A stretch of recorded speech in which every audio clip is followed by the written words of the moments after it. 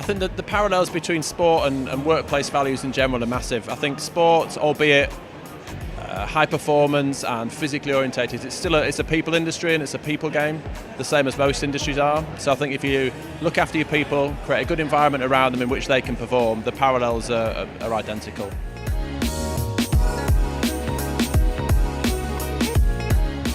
I think the big one for me is understanding what that motivation is. Everyone works and everyone performs for very, very different reasons.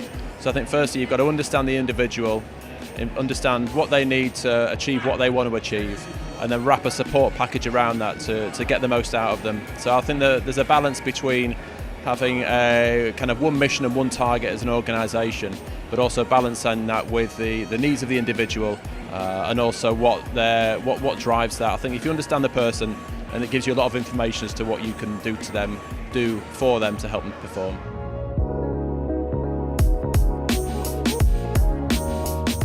Trust takes a long time to create, and it can be whittled away in a second. So I think if you're honest and open in terms of what you want to achieve and how you want to go about it, I think the more you share with your team, the more they'll share with you, and that builds that strong relationship.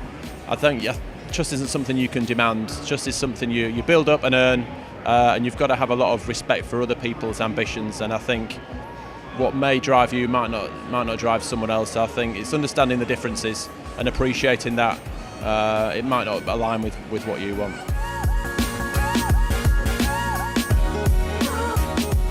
This one's a massive one for us. The sporting world is so dynamic, it's evolving constantly. So I think as soon as you've got a system and a structure which you think is the right thing for a particular event, you've got to be really aware of keeping that evolving, keeping that adapting, and being aware of the environment outside your bubble.